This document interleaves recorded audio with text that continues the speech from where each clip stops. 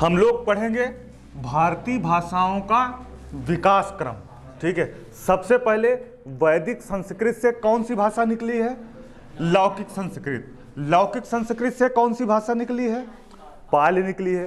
पाली से कौन सी भाषा निकली है? प्राकृत निकली है। प्राकृत से कौन सी भाषा निकली है? अपभ्रंश निकली है। अपभ्रंश से हिंदी या अवहट्ट। अब देखिए इधर, लौकिक संस्कृत के अंतर्गत कौन कौन से ग्रंथ आते हैं? रामायण, महाभारत और जय संहिता।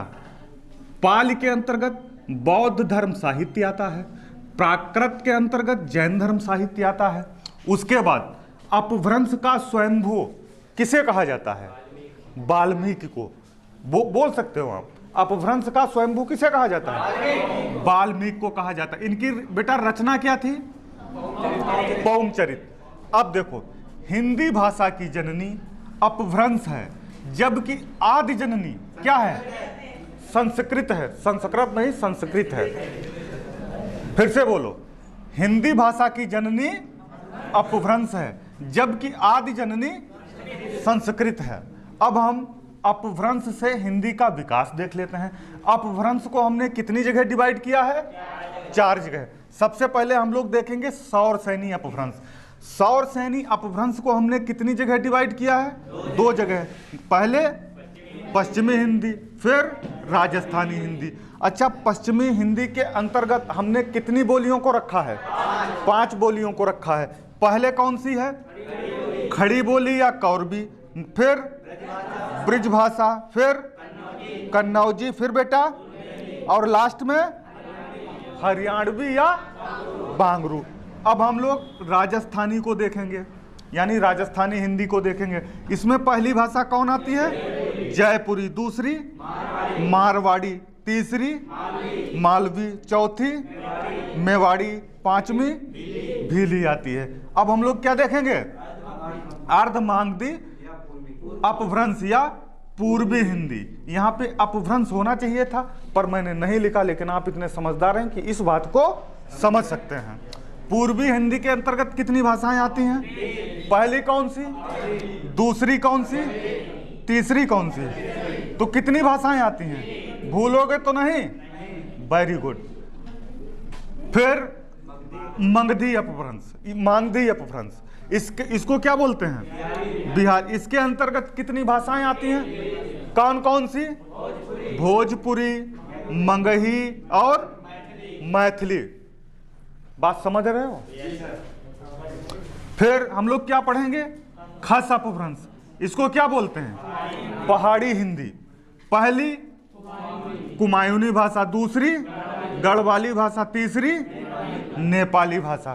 किसी को कोई दिक्कत? बताओ। पश्चिमी हिंदी के अंतर्गत कितनी भाषाएं आती हैं? 5। राजस्थानी के अंतर्गत 5। पूर्वी हिंदी के अंतर्गत 3 भाषाएं। मागधी अपभ्रंश के अंतर्गत, खस के अंतर्गत 3। परीक्षा के लिहाज से ये चैप्टर आपके लिए बहुत महत्वपूर्ण होता है, यानी ये भाषाएं बहुत महत्वपूर्ण होती हैं, किसी को भूलना नहीं है। ठीक है, अब जैसे अगर हम चाहें तो किसी से क्या पूछ सकते हैं? ठीक है, पूछ सकते हैं नहीं? अच्छा बताओ अभिलाषा, बताओ बेटा, अपभ्रंश का स्वयंभू किसे कहा जाता है? वाल्मीकि को। वाल्मीकि को या वाल्मीकि को? इनकी रचना पौंचरित। अच्छा, वैदिक साहित्य से कौन सी भाषा निकली है? लौकिक संस्कृत निकली है। अच्छा, लौकिक संस्कृत के अंतर्गत कौन कौन से ग्रंथ आते हैं? रामायण, महाभारत और जय संहिता। लौकिक संस्कृत से कौन सी भाषा निकली है? पाली किसके अंतर्गत आता है? बौद्ध साहित्य किसके अंतर्गत? पाली के अंतर्गत। अच्छा, प्राकृत जो है वो किसकी भाषा है? जैन धर्म साहित्य की भाषा है। अच्छा, प्राकृत भाषा से किसका जन्म हुआ है? अपभ्रंश का, या अपभ्रंश से हिंदी या अवहट्ट का। अच्छा, अपभ्रंश को हमने कितनी जगह बांटा है? 4 जगह बांटा है। पहले सौरसैनी, फिर अर्धमागधी, फिर मागधी अपभ्रंश, फिर खस अपभ्रंश। अब जो सौरसैनी अपभ्रंश है उसको हमने कितनी जगह डिवाइड किया है? 2 जगह, पहले पश्चिमी हिंदी, फिर राजस्थानी हिंदी। अर्धमागधी को 1 जगह, पूर्वी हिंदी। और मागधी अपभ्रंश को बिहारी, खस को क्लियर, नो डाउट। ठीक, अब मालूम क्या करोगे, सुनो हमारी बात। कल क्या करना है, क्योंकि 9 बजे से पहले आना हमें लग रहा इम्पॉसिबल है, असंभव है। इस समय असंभव नहीं कह सकते हैं, लेकिन समझो, जो बच्चे दूर से आते हैं उनके लिए थोड़ा दिक्कत होती है, ठीक है। दूर से आने वाले, मालूम क्या, बिल्कुल पास का नहीं दिखता है, इसलिए हम लोग क्या करेंगे, 9 बजे से ही क्लास स्टार्ट करेंगे, ठीक है। और सबसे घातक क्या है, सबसे घातक ये होता है 1 दिन आए 2 दिन नहीं आए, 1 दिन आए 2 दिन नहीं आए। ये आप मान के चलो, आपका इससे कोई मतलब जो है फायदा नहीं होने वाला है। आपको आना है तो कंटिन्यू आना है, गायब कर करके नहीं आना है। रोहित समझ रहे हो, लाठी चलाएंगे रोहित, ठीक है, बात समझ लेना।